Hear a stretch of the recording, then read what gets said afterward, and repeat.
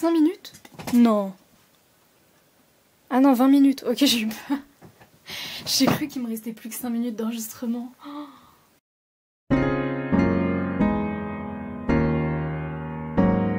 Bonjour à tous, aujourd'hui on se retrouve encore dans une vidéo où je vais parler d'écriture. Bon, voilà, je ne vais parler que d'écriture en ce moment puisque je n'arrive plus à lire, donc bon, quitte à parler de livres, autant parler d'écriture. Dans cette vidéo, je vais vous citer toutes les choses que j'aurais aimé savoir avant d'écrire, enfin avant de commencer l'écriture. Ça ne veut pas dire que ça s'applique pour tout le monde, mais ça peut. Parfois c'est des trucs vraiment évidents, mais je n'y croyais pas, donc ça me semble important de les dire dans cette vidéo. On commence avec le premier point. C'est long d'écrire un livre. Alors oui, vous allez me dire, ça paraît évident. Personnellement, je ne le savais pas. Enfin, je ne le savais pas. Dans le sens où je pensais que, je sais pas dans quel monde je vivais, mais je pensais qu'on écrivait un premier jet et que notre livre, après ça, était publié. Pas du tout, il y a une réécriture, voire plusieurs, mais je ne savais pas. Je ne connaissais pas du tout la réécriture avant de commencer l'écriture. Donc voilà, point très important, si vous voulez vous lancer dans un projet tel qu'un roman, sachez que c'est très long à écrire, donc faut avoir de la patience, faut avoir du temps et c'est à peu près tout. Ensuite, deuxième point, ce qu'on écrit peut se produire dans la vraie vie.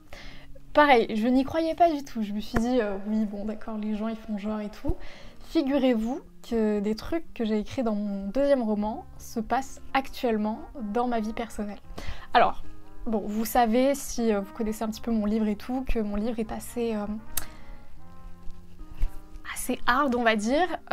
Bien évidemment, ce ne sont pas les pires trucs qui m'arrivent, ce sont vraiment des trucs cool. Le peu de trucs cool, pour le coup.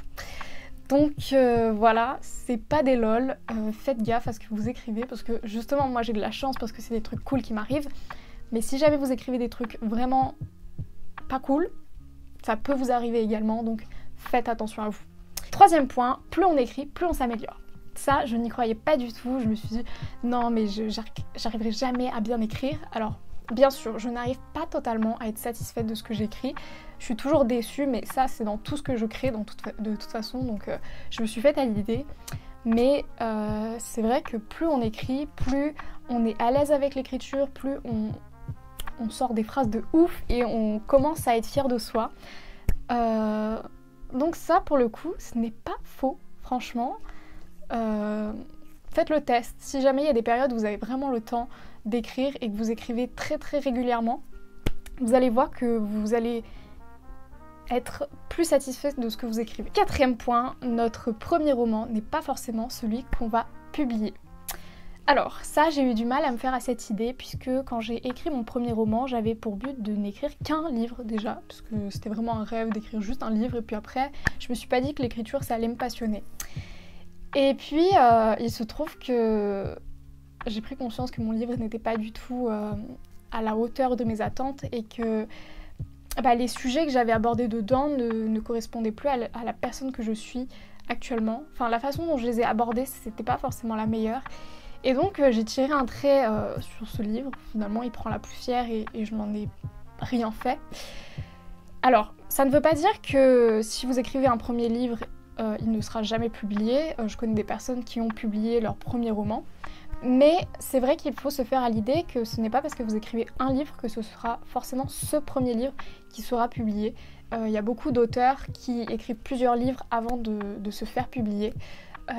Déjà, le monde de l'édition, c'est un monde assez fermé, c'est très dur de trouver sa place. Donc voilà, il faut se faire à cette idée et je sais que c'est très dur puisque souvent quand on écrit un livre, on aimerait qu'il soit publié, enfin voilà. Beaucoup de gens qui écrivent rêvent de la publication d'un livre. Ça ne veut pas dire que tout le monde rêve de ça, mais beaucoup d'auteurs en tout cas. Donc voilà. Cinquième point, on peut détester ce que l'on a écrit. Comme je le disais, je ne suis vraiment pas fière à chaque fois de ce que j'écris, mais comme toutes mes créations, comme je l'ai déjà dit. Et ça, c'est dur à accepter puisqu'on a du coup beaucoup envie comment dire, d'arrêter son livre en plein milieu. Il ne faut pas, d'ailleurs. D'ailleurs, je ne l'ai pas mis dans mes points, mais on va en parler également. Sachez que le creux du milieu, là, la page blanche, et ben c'est pas des lol non plus, ça existe réellement. J'ai toujours un creux au milieu de mes livres. La première moitié, c'est nickel, tranquille. La deuxième moitié, c'est très très dur. 6e point, on appelle nos proches par les prénoms de nos personnages. Ça m'est arrivé beaucoup trop de fois avec le personnage qui s'appelle Stan. J'ai appelé trop de garçons Stan et c'est un petit peu malaisant puisque du coup les gens se disent mais tu te rappelles pas de mon prénom ou c'est comment? Mais c'est juste que c'est tellement un automatisme et j'utilisais tellement ce prénom dans mon livre que bah, j'ai fini par appeler des gens Stan. Et ça a mis du temps à me sortir de la tête parce que vraiment, bah, qui que je croisais, je l'appelais Stan et c'était devenu un petit peu relou. Après, ça m'est pas arrivé avec d'autres personnages, heureusement. Mais c'est vrai que Stan, vraiment, il est resté dans un coin de ma tête, lui, il me lâchait pas. Donc voilà, 7e point, qui n'est pas des moindres, l'écriture est une thérapie. Ça ne vaut pas pour tout le monde, bien entendu, mais personnellement, ça a été une réelle thérapie. J'ai tout de suite voulu écrire sur des sujets que je connaissais personnellement. J'ai écrit direct du contemporain. C'est vraiment le genre avec lequel je me sens le plus à l'aise, puisque déjà j'en lis. Et en plus, c'est sur des sujets du coup que je connais personnellement et c'est plus simple pour moi. Même si c'est des sujets pas très cool, pas très fun, c'était quand même le plus simple pour moi. Et franchement, écrire sur tous ces sujets, ça m'a fait un bien fou, surtout pour mon premier roman. J'avoue que le deuxième, ça m'a moins fait ce truc-là, parce que je pense que je ne ferai jamais vraiment le deuil de ces trucs-là, c'était plus dur. Mais le premier, c'était vraiment une partie de ma vie qui était un petit peu passée, donc ça allait mieux. Et franchement, ça m'a fait beaucoup de bien d'écrire ce livre, même si du coup à l'heure actuelle, je n'en fais plus rien. C'était quand même cool. 8e point, on peut vite être omnubilé, j'ai du mal à dire ce mot, omnubilé, c'est bon, par son histoire. Pour le coup, je pense tout le temps à mon histoire. Vraiment, quoi que je fasse, il y a toujours mes personnages dans un coin de ma tête, surtout quand j'écris un premier jet. Un peu moins en réécriture, mais quand j'écris un premier jet, je pense toujours à mes personnages, à mon histoire. Et c'est chiant parce que vraiment, on a ce truc on veut tout le temps écrire. J'avoue que pour le deuxième livre, j'avais un peu moins ce truc de vouloir tout le temps écrire parce que c'était très très dur psychologiquement. Mais pour le premier, j'écrivais H24. Vraiment, je ne pouvais pas passer une journée sans écrire parce que déjà j'avais un peu plus le temps. C'était dans une période où je faisais des cours en alterné. Genre, je sais pas si vous vous rappelez de cette période, mais en 2021, il y avait une semaine en cours et une semaine à la maison et j'avais pas trop de devoirs, donc j'avoue que je passais beaucoup plus de temps à écrire qu'à faire mes devoirs. 9e point, j'ai du mal avec mes doigts, lire aide à mieux écrire. Pareil, c'est pas des lol, je fais que de dire ça. Je vois beaucoup de gens qui disent non mais lire ça sert à rien. Pardon. Si je ne lisais pas, je n'écrirais pas aussi bien, on va dire. Franchement, lire, ça aide tellement. Franchement, depuis que je lis, je sors des mots, mais je me dis waouh, mais où t'as trouvé ça? Incroyable! Et je me rends compte que dans les périodes où je lis moins, comme actuellement, j'écris beaucoup moins bien. Pareil, lire, ça aide beaucoup pour l'orthographe, les trucs comme ça. Je sais qu'il y a des gens, ça les aide pas trop. Je sais pas si vous avez des grosses lacunes, si ça peut vous aider vraiment. Personnellement, j'avais pas trop de lacunes en orthographe, donc je me suis assez vite améliorée. Mais voilà. Franchement, point très très cool. Lisez, ça aide de ouf. 10e point, trouver sa plume, ça prend du temps. Franchement, trouver sa plume, c'est un truc qui était un petit peu difficile pour moi puisque je voulais direct écrire bien, mais faut se faire à l'idée que vous n'écrirez pas bien dès le départ. Vraiment. La plume, ça se cherche, ça se travaille, mais il faut pas être vraiment à la quête de sa plume. Ne cherchez pas votre plume comme ça, c'est pas la peine en fait, c'est un truc qui vient quand même assez naturellement.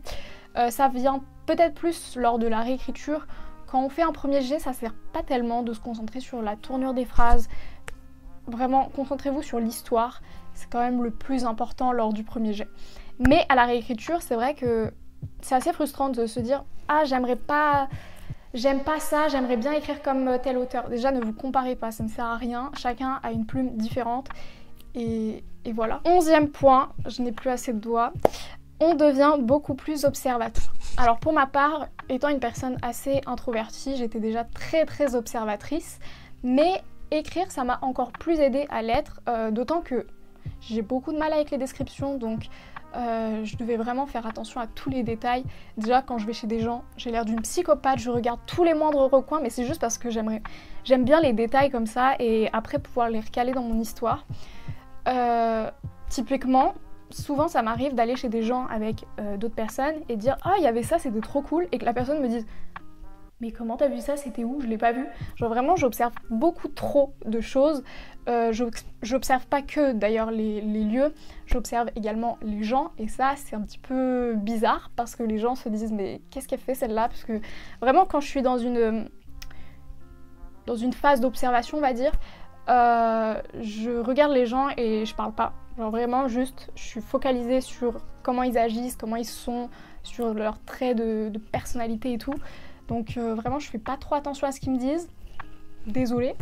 Mais voilà, c'est ça la vie d'une auteure, ou d'un auteur d'ailleurs. On passe maintenant au 12e point. Une idée vient à n'importe quel moment. Alors ça, c'est pas que pour l'écriture en réalité.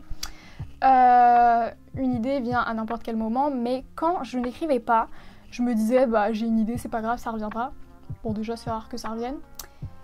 Mais dans tous les cas, quand vous écrivez, vous vous rendez compte qu'une idée, c'est hyper important. Même si vous n'allez pas la traiter après et qu'au final elle sert à rien, bah je vous assure que vous y faites vachement attention et que vous l'écrivez quand même quelque part. Vraiment, mes idées, elles sont précieuses. Même si ça ne m'aide pas après, je m'en fiche, je la note. Et c'est vrai que, bon, parfois ça peut être un peu gênant parce que du coup, quand je suis avec des gens, il m'arrive de m'arrêter comme ça et d'écrire sur mon téléphone. Mais c'est pas que je m'en fous de ce que la personne me dit ou quoi, mais c'est juste que si j'ai une idée et que je la perds, c'est horrible. Et il faut jamais se dire qu'une idée va revenir. Écrivez vos idées, vraiment. Écrivez-les, c'est hyper important. Donc voilà, c'est déjà la fin. Peut-être que je trouverai d'autres points. Si jamais je retrouve d'autres choses, je vous ferai peut-être une partie 2. Donc voilà, c'est à peu près tout. J'espère que ça vous aura aidé. Je voulais pas vous faire peur, hein. Si jamais vous comptez vous lancer dans l'écriture, n'ayez pas peur.